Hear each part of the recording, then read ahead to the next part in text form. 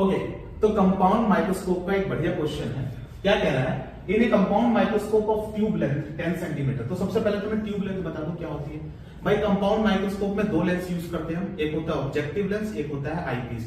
उन दोनों लेंस के बीच की जो डिस्टेंस होती है उसी को हम क्या बोलते हैं, ट्यूब लेंथ। तो ट्यूब लेंथ कितनी दे रखी है, 10 सेंटीमीटर। ट्यूब लेंथ कितनी दे रखी है, 10 सेंटीमीटर।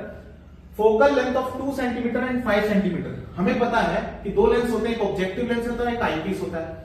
जो लेंस छोटा होता है उसको ऑब्जेक्टिव बोलते हैं, आईपीस लेंस जो होता है वो बड़ा होता है।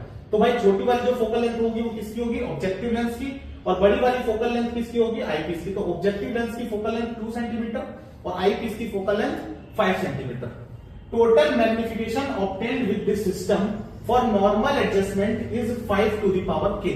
तो जो मैग्निफिकेशन आई इस सिस्टम से नॉर्मल एडजस्टमेंट में, भाई मुझे पता है कि कंपाउंड माइक्रोस्कोप में दो केस होते हैं। एक होता है नॉर्मल एडजस्टमेंट, जहां जो ऑब्जेक्टिव लेंस से इमेज कहां बनाता है, आईपीस के फोकस पे, और एक होता है मैक्सिमम मैग्निफिकेशन। तो इन्होंने बोला जो मैग्निफिकेशन आया वो कितना आया, 5 की पावर k। मैग्निफिकेशन कितना आया, 5 की पावर k। तो k की वैल्यू निकालनी है। तो एक्चुअली वो मैग्निफिकेशन पूछ रहा है, बस उसके फॉर्म में वो k के फॉर्म में लिख के k की वैल्यू आ जाएगी। तो हमें पता है जब नॉर्मल एडजस्टमेंट होता है तो मैग्निफिकेशन का फॉर्मूला होता है L upon FO D upon FE। तो भाई मैग्निफिकेशन की वैल्यू हो जाएगी, L कितना दे रखा है भाई, 10 सेंटीमीटर। ऑब्जेक्टिव लेंस की फोकल लेंथ दे रखी है 2 सेंटीमीटर। D क्या होता है, least distance of clear vision. Least distance of clear vision जो कि होता है 25 सेंटीमीटर। और आईपीस की फोकल लेंथ दे रखी है 5 सेंटीमीटर।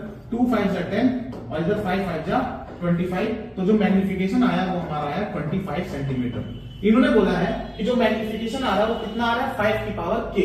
तो मैं इसको किसके बराबर रख दूंगा, 5 की power k equal to 25 centimetre. तो बताओ k कितना हो जाएगा। यहां से मैं बोल दूंगा कि यहां पर मैं लिख दूं 5 की पावर k, इसको लिख दूंगा 5 की पावर 2। तो k की वैल्यू आ जाएगी हमारी 2। तो ये क्वेश्चन तुम्हारा सॉल्व हो जाएगा। ऐसे माइक्रोस्कोप, कंपाउंड माइक्रोस्कोप, टेलीस्कोप के क्वेश्चन बहुत अच्छे होते हैं। तो इस तरीके से इसको सॉल्व करते हैं, ठीक है।